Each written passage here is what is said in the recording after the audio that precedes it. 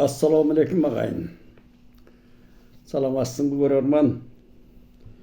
Мен қараш көптілі көңіл бөлші мәселем кече біреуз телефон çalat. Düşen қарачы сен жөнінде нелер жазып атат. Эмне мына посторды окуйсуң бу дейт анан карасам бирөө жазыптыр. Атын анан ким экенин тактап койдум. Sen тиишпеңиз дейт, сылык кайрылып атат. Курортко жатып чыгып калба дейт да, мени коркутуп атат. Курорт деген түшүнүп атасыңар да, курортко жатып. Ошондо желдеттери бар экен бизде, дагы эле. Кимдердин желдеттери экени белгилүү да, мени коркутуп атат. Эми илгери Акаев бир ачууланып, Акаевдин орунда Акаев баягы өзүм билем деп башкарып катуу күйүүсүнө келип турганда bir sessiyada varıp katı güpüldöp, mana kişi açusu gelgende yünü da mınday nazik çıkıp geçiyor katı açusu gelgende Askar Akayev'in. Anda Bekmi Atake çıkıp gürüldü otpay, Bekmi At Osmanov kayran Bekmi Atake. Askar Akayevich korkup kaldık, sizden korkup kaldık de. Oşo seyakta oşo tamaşa iretinde ben korkup kaldım, ben batırlar silerden korkutup otasınlar. Men андай деле коркунучтуу маселе айтпайм, баягы наркы менен айтканга аракет кылып атам. Анан бирөөлөр тынч эле жата бербейсиңби үйүңдө, ой ушу тажаттың эмне тойгустуң дейт бирөө. Көргүң келбейт дейт. Эми көргүң келбесе, аны көрүп атпайсыңбы? Күлкүң келет да. Анан эми мен аларга деле капа болбойм. Баягы Расул Гамзатовдун тили менен айтканда карт түлкүдөй кээде уккуң келет экен, ошондой сөздөрдү тыңшап. Карт түлкүдөй деп Расул Гамзатовдун бир сонун салыштыруусу болгондо анан мен аларга капа болбойт элем. Мен эми Айтматовду үлгү туткан кишимин. Кесегинде Чыңгыз Айтматов агабызга кимдер гана бучкактап асылбаган. Ушул бага электен кыргыз кээде оңбогон эле элбистеп кетем, ушул Айтматовду бучкактап айласын кетиришип, кезинде Айтматов жазбай турган акыбалга келгенде ушул эле кыргыздар айласын кетирген, анан кайран агабыз ушу бирөөнө да кыңк этип жооп берген жок. Ушул алдыны көздөй жылып кете берди. Мен ошол кишиден үлгү алам дайыма. Ошол көз алдыма Айтматов турат. Залкар улуу агабыз турат да. Анан эми мынабы ушундан улам мен дагы айтайынчы, эмнеге кейип атканымды өтүп бараткан турбайм. Мен сабатсыздыкка кейим да. Ушул пост жазганды, бирдеме жазганды үйрөнүп алып, bir tekst жазганды уялбайсыңар туугандар. Байланайын жаштарга көбү. Эми эки ооз сөздү ушу терип, анан элге чыгарып атканда уялып мындай катасын текшертип, өзүңөр ушунчалык сабатсызга түшүп кетти элибиз. Булай барбадыбы? Жөнөкөй сөздөрдү курап жаза албайсыңар. Үтүр точка коюлбайт, чекит деген жок. Грамматикалык стилистика деген болот, бул сүйлөм куруу деген болот. Ооска келгенде эле жаза бересиңер, уят да. Эмне дейтем, биз өзүбүзгө ботко болуп калдык. Башка эл укса гүлбөгөн жери менен гүлөт айланайын. Ошону үйрөнүп алып жаз. Анан адамдын баарына жагыш кыйын. Ошондон улам Сагын Акматбекова деген биздин ажайып ырларды жазган өзү таланттуу эжебиз бар. Ошонун бир ыры эске келип атат, ошону айтайынчы.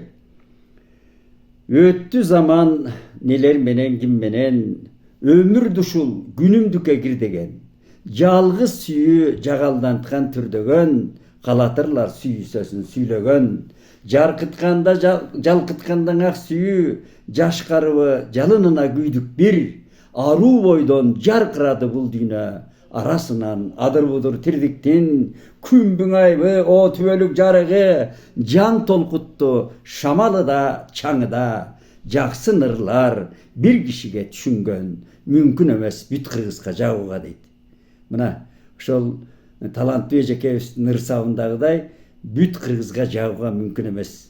Бирар киши укса, анан аларды окуп кайра кубанып каласың. Анан эми мен журналистмин. 40 жыл болду.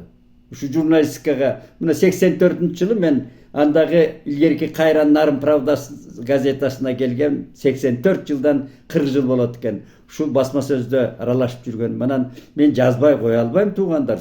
Анан жазууну окуп алсаңар эми сүйлөп журналист болуп калдым. Энем алтын башаман турса сүйлөп жүрүп кетебиз эми. Капа болбойсуңар. Bunu Sagın Eje'nin ırынан ulam. Göңүл ачалычы bir сүй жөнүндө айткым келет. Өткөндө дагы bir аксакал эле сүйлөшүп калсам, кызматкер болуп жүргөн, маалыматтуу киши. Ай дүйшөн делбиреп сен деле жазасың сүй деп айтмат менен Бүйү Сааранын сүйүсүн жазыпсың, окудум. Анан бул сүй дегениң эмне? Биз жөн эле мамиле жасачу элек илгери деп аксакал ошо чындап эле көңүлүнөн айтып атканын ишенип анан мен күлкүм келди, ичимен жакамды кармандым, жарыктым. Ушундай кишилер болот экен. Сүйүүнү эмне экенин, жүрөк козголгонун, кан туйлаганын билбеген адамдар да болот экен. Эми ошондой болот өзү. Сүйүү эми бул ал дагы сүйүү ар ким ар кандай түшүнөт экен. Эми Кудайды ар кыл, ар пенде ар кандай элестейт дегендей сүйүүнү да ошондой ар кандай. Эми биздин кыргыз турмушунда жумгактап айтканда сүйүү болгонбу дегенде, эми кыргыз турмуш эмес, адам ата обене жаралып, анан ошолордун сүйүүсүнөн адамзат жаралган да, биз таралганбыз да. Мындай жөнөкөй айтканда. Сүйүүсүз кандай турмуш болсун? Анан эми сүйүү дагы ошо сүйгөн пендесинин башына, жүрөгүнө конот, аң сезимине уялайт, анан толкуйт. Анан ага баягы Назикең Насырдин Байтемиров илгери айткан экен, бул чоң жаңылат деп тамашалаган жери бар. Ошо сыяктуу чоң жан дүйнөлүү адамдар чоң сүйүүгө кабылат экен. Мынабу эми андан мурдагы эле биздин Озек адабиятта албетте Манаста тура сүйүү. Канекей менен Манастын сүйүүсү, Кыз Сайкал менен Манастын сүйүүсү турбайбы? Окуган аңдаган кишиге.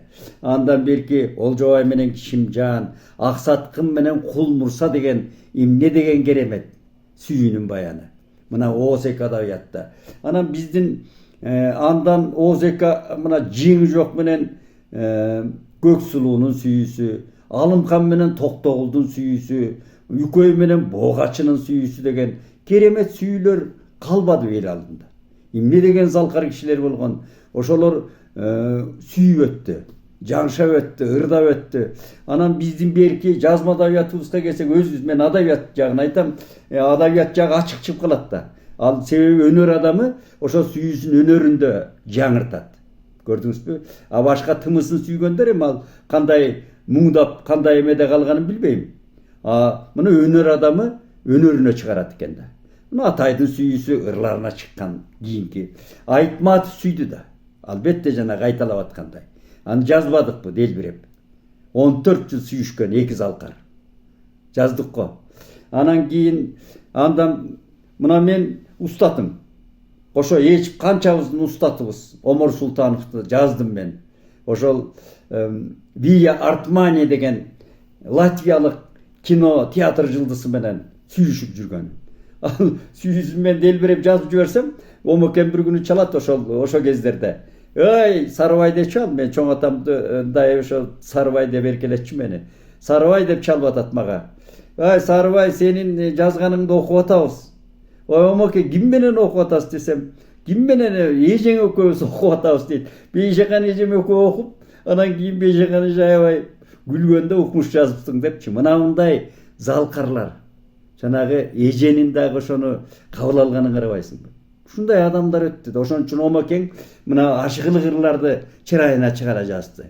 Ошонун башынан өткөн үчүн, ошолор шамалдап жүргөн үчүн, аң сезимде ушундай кайнаган үчүн, жүрөктө уялаган үчүн ошондой ырларды жазды да. Анан Омокеңдин кайсы эмне деген ырларын айтсаң да, ырдасаң да, аны чырайына чыгарып, оондун гени Ырысбай эке ырдады. Ырысбай эке да делбиреп сүйгөн киши болгон. Мына сүйүүнүн чоң кичинеси, же болбосо анын көлөмүн, же болбосо маңызын бир таразага салып өлчөй албайсың. Бул өзү адамзаттын ошол өзүнүн деңгээлине жараша, өзүнүн канынын айлануусуна, биологиялык түзүлүшүнө, физикалык кубулуштарына дейин ошого жараша махабат сүйүү болот. Анан сүйүүнү ошол мына сүйүүсүз кандай жашоо болсун? Сүйгөндө баары. Анан эми азыркы ар бир мезгилдин азырда жаштардын сүйүүсү мыкты сүйүүлөр болот, бар. Купуя болот, сүйүү купуя болот көбүнчө. Анан кийин ачыкка чыгат. Bir jolu mına Şakem'den, Şaylöbek Bayke'den interview alıp atat, Düşeyev'den. Anın interviewsunu okup atam da. Görüp atam, bu televizordan gördüm bu. Kavarcı sıra verdi. Şaylöbek ağay, bu çınığı suyu kaysı olat dese, Şakem oylanıp durup aytıp atat. Çınığı suyu jetpegen suyu, çınığı suyu deydi. Hem kaysı bir dengelde çınığı vardır. Biroq men oşonda bir akım bolbosam da 4 savır жазган esimde. Jetpegenin çın suyu dep arman kılat alsızlar. Ay öközdü tavıştırgan Kuday degen kalыс бар. Sүйünün menen tavış gerek. Tavışu mayram. Sүйünü görүү керек. Sүйü menen aralaşıp juu керек. Jaşvaş gerek. Anan jittaş gerek. Мындай баягы көркөм айтканда ооз тийип көрүш керек дегендей да. Мына ошондо ачуу таттысы болгондон ошондон анан көңүлү калбаган чыныгы сүйүлөр жаралган. Бири-биринен көңүлү калбаган. Анан кийин эми дагы эле ошо Омекен бирин айтып берейинчи азыр. Мына мындай жазып атпайбы кайран Омекен. Ушундай бир көңүл кайткан убак бар. Бир дүйнөдө жандай көрүп ишенген, жүрөгүңө мөңгү тоң турат кар. Айырмасыз ачкыч жок кишенден. Болот кездер кайрат жанып кайгырган, оомат дүйнө ойдогуңдай бир келбей, кагаз болуп сууга тийип айрылган. Чайнап жатып тишиң ташка тийгендей, магандай да керек суудай абадай, сенин сөзүң сенин гана сүйлөшүң, тоо талаадай, сам миңелдүү калаадай, бул дүйнөнүн ичиндеги дүйнөмсүң деген. Мына сүйүүсүн ошол сам миңелдүү калаага, тоо талаага теңештирип атат. Ушундай сүйүлөр болгон. Ошол Вия Артмане деген латвиялык керемет театрдын, кинонун жылдысы. Ал Омекемди ушул бул жерге Кыргызстанга келген. Мына ушуларды биз угуп, тирүү өзлөрүнөн уктук да. Тирүү китептер, тирүү тарыхтар. Мына биздин эле тиги дагы бир устатыбыз Эрнст Турсунов энциклопедиялык деңгээлдеги киши эле. Не деген сүйүлөрдү айтып берди. Театрдагы, ошол дүйнөлүк театрдагы, дүйнөлүк мынабу искусство өнөрүндөгү сүйүлөрдү айтып отурса бул кишинин эми жанагы дүйнөлүк чыгармалардын баары эле, генийлердин чыгармаларынын баары эле сүйүүсүз жазылбайт өзү. Мына Пушкин 2 кылым болду го.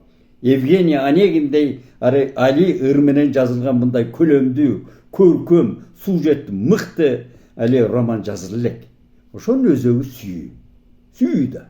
Андан кийинки мен эң жакшы көргөн мынабу Тихидон, Тынчтон, Шолоховдун, Григорий менен Аксиньянын сүйүүсү эмне деген сүйүү? Эмне деген сүйүү өзү? Көңүлү калып канча кетип атат, кайра жолукканда кайрадан баштап атат да. Ошол эле Сагын эженин бир ыры бар. Канчанчы рет кайра жашай баштаймын деген. Өмүр жүрүп отурганда, жүрөк согуп турганда, көңүл чалкып турганда, жашоо уланганда сүйүүдө улана берет экен да. Ошондой адамдар болот өзү. Ошондой сезимдеги. Анан эми сүйүү жок болсо, сүйүү жүрөгүн жылытпаса, сүйүүдөн түшүнүгү жок болсо, эми ал маселе үчүн мен үчүн бир макулукка окшош, Кудай өзү кечирсин. Эми аларга андай адамдар да болот. Алар дагы өзүнүн тирилигин кылат. Анан сүйүү жанагы Табылды Мухановдун бир мыктысабы бар.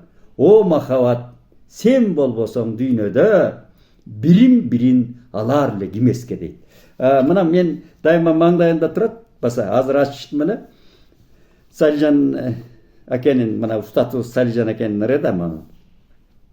Жолукканда адамдар күлүп сага, мээрин төгүп сыйырмат кылышса да, төбөсүнө көтөрүп жан досторуң эркелетип бөпөлөп турушса да, баары бир сен жетимсиң бул дүйнөдө, баары бир сен жалгызсың бул дүйнөдө, баары бир сен жалгызсың бул дүйнөдө дейт. Сени бирөө элжиреп жакшы көрбөсө, сен бирөөнү элжиреп жакшы көрбөсөң, сүйбөсөң жетимсиң деп атат кайран Салижан аке. Ошон үчүн сүйөлү, жакшы көрөлү бири-бирибизди.